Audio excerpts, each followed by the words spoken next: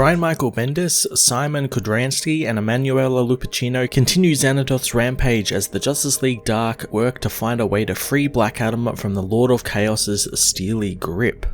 Brian Michael Bendis continues the magical-centric storyline this issue, bringing us to the middle part of his 3-part arc, continuing the rather well-paced story and doling out a great bit of lore surrounding Xanadoth and her history with the other Lords of Order and Chaos. The book also continues the really fun team makeups, making for some really unique interactions between heroes and villains, thanks to some of the more prominent League members like Superman having to sit out the story, both thanks to ongoing stories within Action Comics and Son of Kal-El, and the fact that Magic and Superman don't really mix very well. Because of this, it allowed for other characters like Hippolyta and the Justice League Dark cast to step up into the main roles and take the lead, which was really refreshing. Simon Kudransky and Emanuela Lupacchino continue their just brilliant looking artwork, especially the depiction of Xanadoth's previous run-ins with Nabu throughout the years, really giving off this feel like the past adventures are being told around a fire in a grand fashion. Justice League issue 73 was a great middle portion to the Xanadoth arc, doling out a healthy amount of history and lore on the character while continuing to spotlight some of the more unique and interesting members of the Justice League and Justice League Dark. I'm going to give this issue an 8.5 out of 10. Justice League issue 73 heads to Mesopotamia in the past, where the Lords of Order and Chaos confront Xanadoth, who is surprised to find both sides of the orders have gone against her, finding herself embarrassed to be with them at their lowest. She tells them that her offer still stands, telling them to leave and find a new calling in life. In the present, Zatanna and Xanadu battle the possessed Black Adam, but thanks to Xanadoth's power on top of Adam's raw strength and power, it becomes too much for the mages to handle. Adam thinks that they put up a good fight and made him earn this, as he reveals that he's there for Xanadu, embarrassed that she thought that using elemental fire on him would actually work. Xanadu says that she cannot be coaxed, wooed, or seduced, so either the being will fight her, or she'll be going to leave this plane of existence before he even gets what he wants. Xanadoth asks if the mage knows why she came to see her specifically. Xanadu theorizes it might be because of the similarities in their names, thinking that they might be related, but Xanadoth finds that quite funny, knowing it's not true, and she does have a long forgotten truth about the world and Xanadu.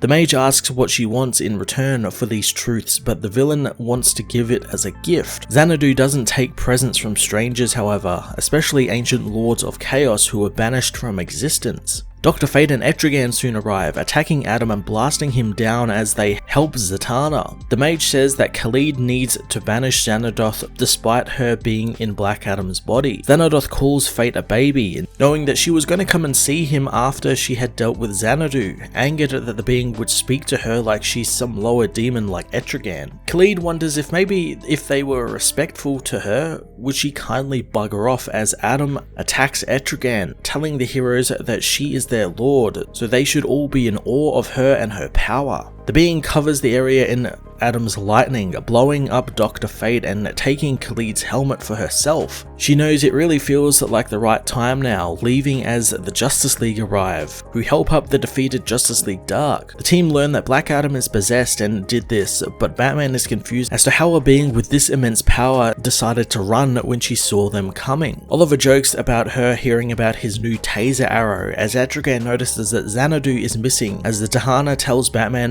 that she has learned that Nabu is a very unreliable narrator, but according to the being, when they first appeared a million years ago, Nabu held his ground against Xanadoth and forged the Spike of Xanadoth, trapping her in the device. Xanadoth was only defeated thanks to her hubris and lack of control. The mage says that Nabu describes something they all have faced before, that they all know when a win was just as much luck as it was their spirit, and according to the cosmic being, they were all lucky to be there, but now they are screwed. The League later assemble to discuss the Xanadoth threat, knowing that the Spike can no longer hold the villain and that she has kidnapped Black Adam and Madame Xanadu. Oliver thinks that Black Adam will be pissed, and Naomi knows that he will when he wakes to Superman punching him in the face repeatedly. Kendra thinks that Superman should sit this one out, being that he's highly susceptible to magic, and luckily Batman left word for both Supermen to stay off-world for the time being. Naomi still continues working through the notion that magic is indeed real, and Etrigan tells her that it existed on the world long before any creature,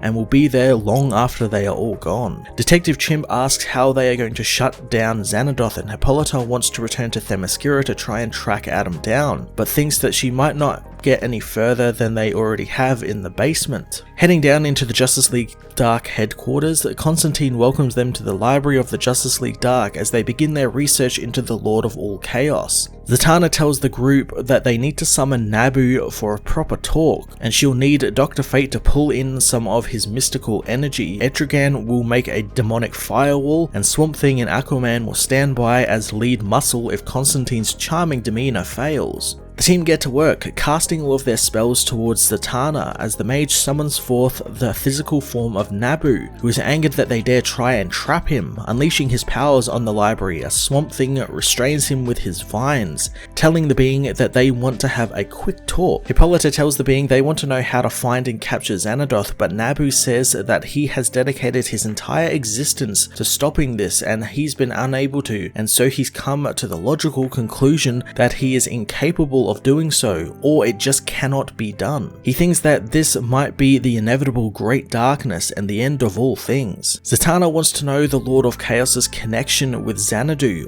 wondering if he forgot the truth or is this yet another lie of his. Nabu, however, notices Naomi, wanting to know what she is. As Naomi introduces herself, Nabu blasts his way out of the vines, disappearing and taking Naomi with him. Later on, Naomi awakens in a white void as Madame Xanadu is confronted by the possessed Black Adam, who asks if she remembers the Lord since she thought she made an impression on her, or is she so old that she forgot. Xanadu asks what the being wants from her, so Xanadoth reveals that she knows the mage likes peeking into the future, so she wanted to let her know that she's all about the future now.